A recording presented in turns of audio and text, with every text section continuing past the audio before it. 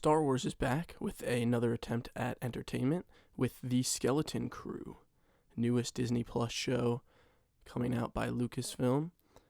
And gotta be honest, I was a bit pleasantly surprised. I have been so checked out of Star Wars lately.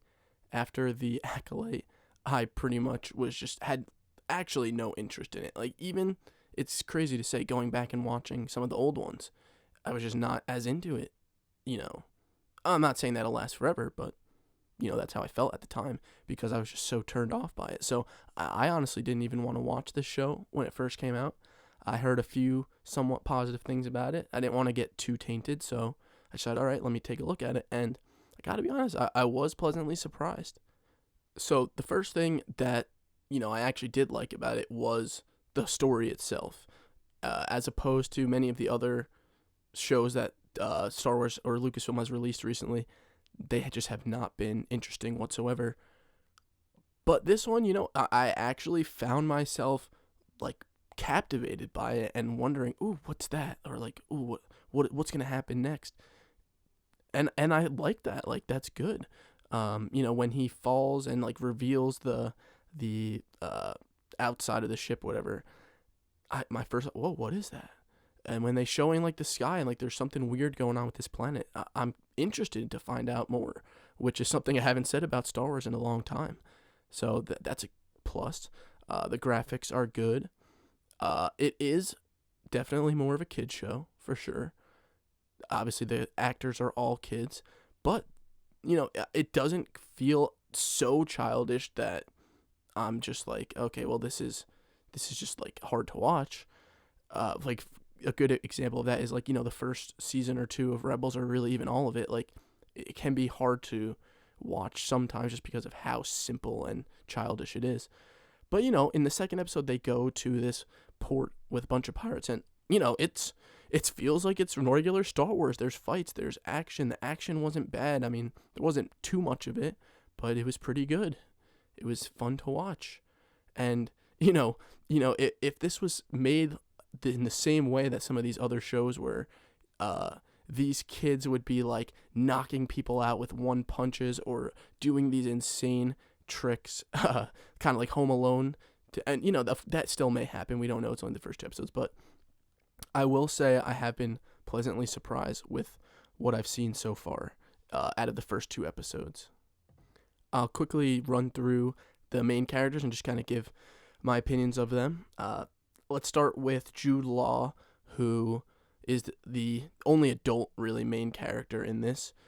I believe he was the pirate captain from the beginning, and it does appear that he's a Jedi. Again, the mystery, like the story that they're setting up here, it is interesting to me. So I do find myself asking, like, who is this guy? Like, is he really a Jedi? Was he a Jedi and then he became a pirate? Like, that's kind of cool. So far, obviously very little with that character, but so far so good. Then we have the two boys, let's say, Wim and Neil. Neil is not a Max Rebo species, and I'm kind of happy with how they have done that character so far because it is comic relief, but I was worried that it was just going to be, that's all the character was going to be, just kind of like in a background, doesn't really do anything, but pops up to make a cute joke, whatever, which of course it does, but the character does have actual depth. They show even the character's family, and the character has like relationships, so that's good. The main character, Wim, he's, I can see myself really enjoying this character as a child, because I would identify with him very much. Now I'm a mid-20s, and I do find him a little bit annoying, but I would imagine that's how I was too, so I feel like they've captured it pretty accurately.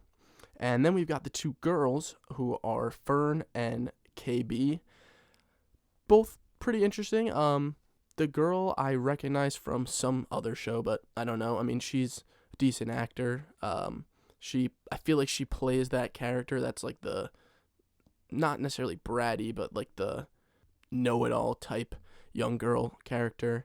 And then the other one, KB, has this kind of, like technological enhancement thing, which is something that we've seen similar to like Lobot. So I do like it does feel like Star Wars. That's probably my favorite part about it. It feels like Star Wars, and that makes it fun.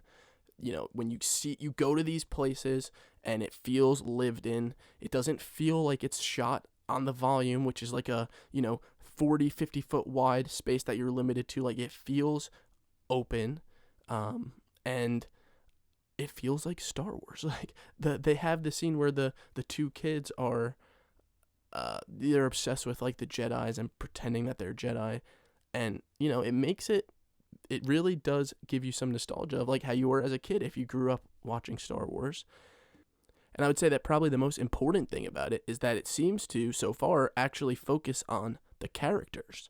It gives you reasons to care about the characters beyond just this character is powerful, or we're saying this character is supposed to be cool, or this character is supposed to be, the one that we want the fans to like. Instead, what they're doing is just giving the character normal backstory, and that makes you relate to the character more. That makes you want to know more about the character, and it makes whatever story that you want to tell easier to accept because you already like the character. So I do appreciate that it seems like they're not trying to be political or do any of that stuff. So props to John Watts, Christopher Ford, who created the show. Now, the final question on this, though, is do you think that this saves Lucasfilm? This saves Star Wars? I would say there's probably no chance of that, because the market for this type of show is not going to appeal to everybody. Even if it is a good show, it may get some of like the diehard Star Wars fans to come back, but this show is not going to appeal to the general public, like the type of people that are watching Baby Yoda. It does, of course, have like that Stranger Things type vibe. I don't quite think it's going to just be that type of popular show, but it is a good step. The only thing I can hope for now is that the rumor that came out a while ago that like Kathleen Kennedy's looking to leave on a high note, let's all really show our appreciation for this show. Let's give it the best numbers that it can so that Kathleen Kennedy can look at it and be like, hey, I did something good, and now I'm going to leave. So that's all I have for this week. I will continue watching it and post my reviews. Leave me a comment down below. Let me know what you thought about it, if you watched it, if you liked it, and give it a like and subscribe, and I will catch you in the next one. Take care.